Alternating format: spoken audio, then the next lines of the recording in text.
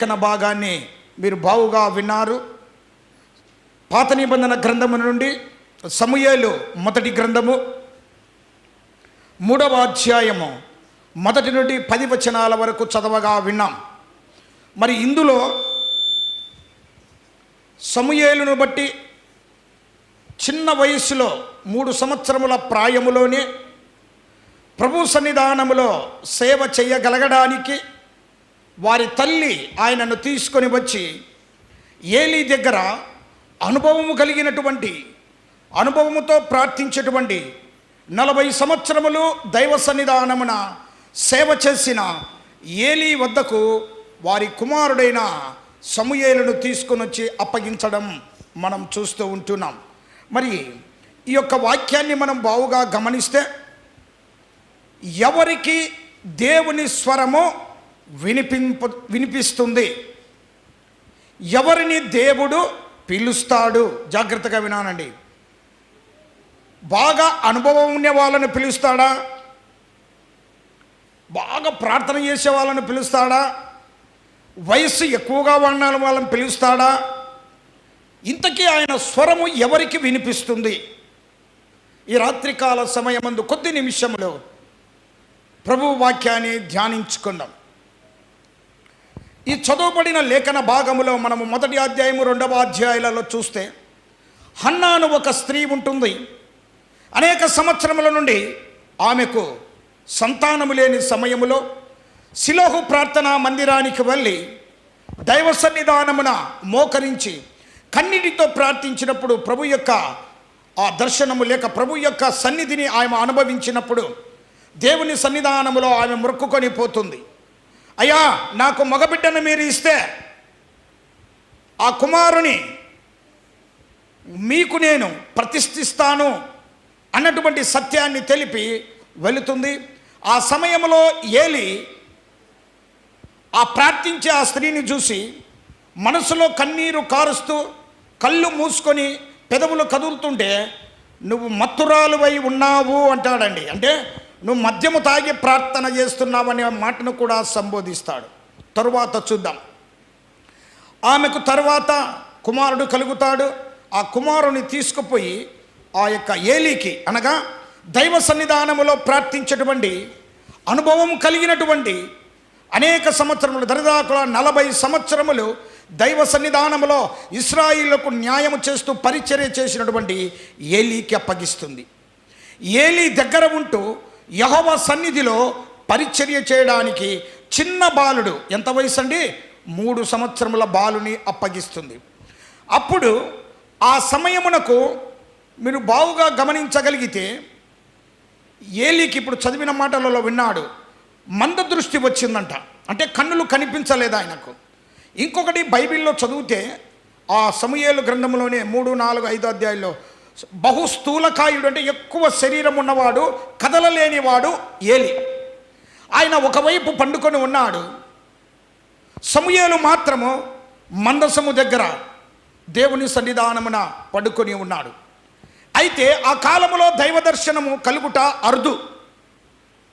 అంతకు ముందు కాలంలో అనేక మార్లు దైవ దర్శనాలు కలుగుతూ ఉండేవి.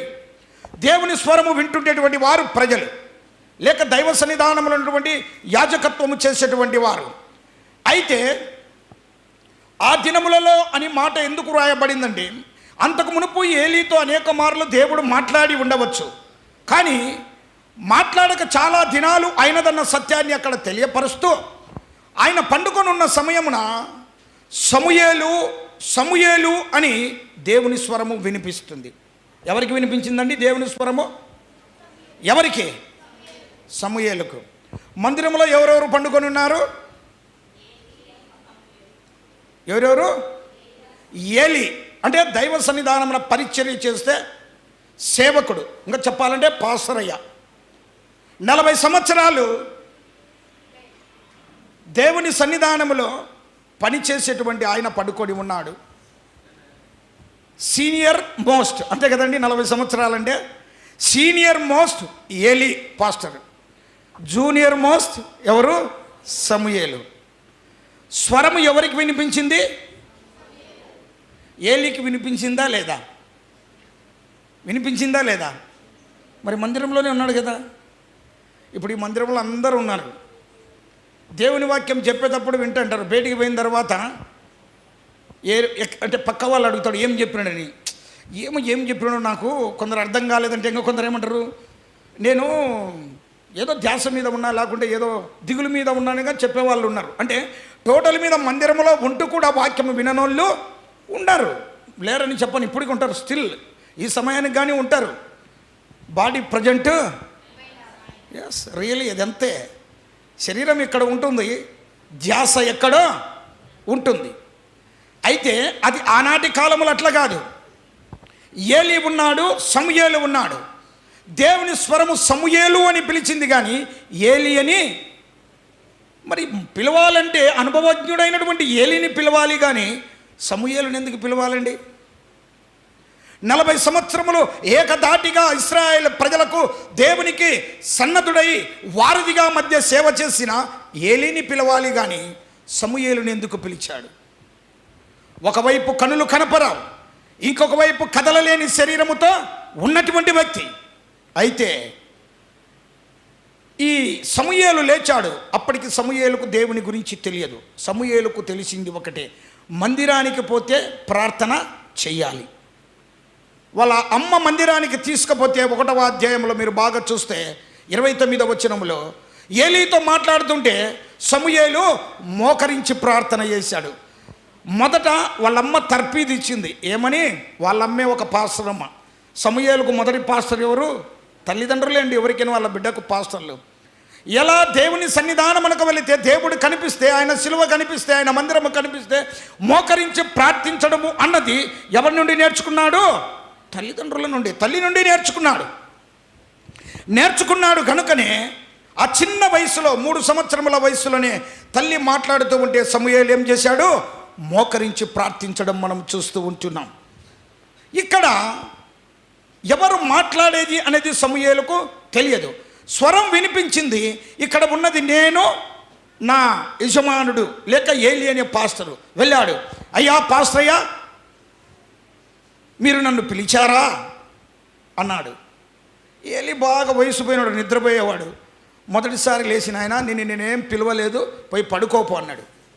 రెండవ మారు మళ్ళీ సమూయేలు అని దేవుడు పిలిచాడు. మళ్ళీ రెండవ మారు వెళ్ళాడు, పిలిచాడు.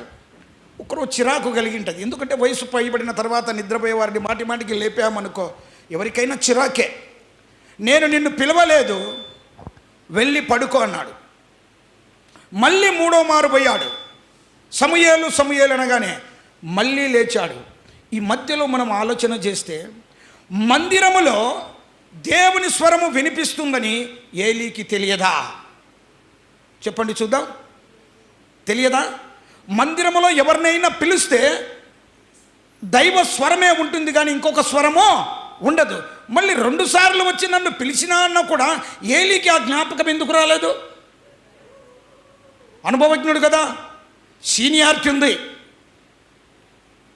దైవ సన్నిధానమున 40 సంవత్సరములు ఇశ్రాయేల్ ప్రజలకు న్యాయము తీరుస్తూ సేవ చేసినటువంటి వాడు 2 మార్లు సమూయేలు పోయి పిలిచినా కూడా దైవ స్వరమే ఇదని ఎందుకు గ్రహించలేకపోయాడు? 3వ మారు మాత్రం గ్రహించగలిగి అప్పుడు అన్నాడు, ఈసారి ఎవరైనా నిన్ను పిలిస్తే ప్రభువా నీ దాసుడు ఆలకిస్తున్నాడు, ఆజ్ఞ ఇమ్ము అని నువ్వు చెప్పు అన్నాడు.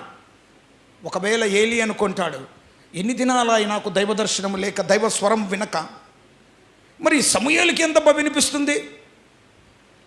ఎందుకు సమూయేలుకి ఎలాగ వినిపిస్తుంది? కారణం ఏంటి అని ఆలోచన వస్తుందా రాలేదా? వస్తుంది కదా. తర్వాత చూద్దాం, అది కూడా వస్తుంది. సమూయేలు వెళ్ళాడు, తిరిగి పడుకున్నాడు. పడుకున్న తర్వాత దైవస్వరము 4వ మారు సమూయేలు ఏమన్నాడండి? సమూయేలు, ఇదిగో ప్రభువు దాసుడను, ఆజ్ఞ ఇమ్ము, ఆలకించుచున్నాను, ఆజ్ఞ ఇమ్ము. దేవుని నామమునకు మహిమ కలుగును గాక. ఆజ్ఞ ఇచ్చువాడు దేవుడు, ఆలకించేవాడు దాసుడు.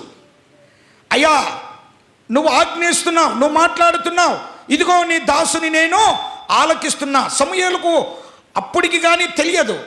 తర్పీదించేటువంటి ఏలీ చెప్పాడు గనక ఈయన ఆ విధేయతను చూపిస్తూ దైవ స్వరానికి విధేయతను చూపించాడు.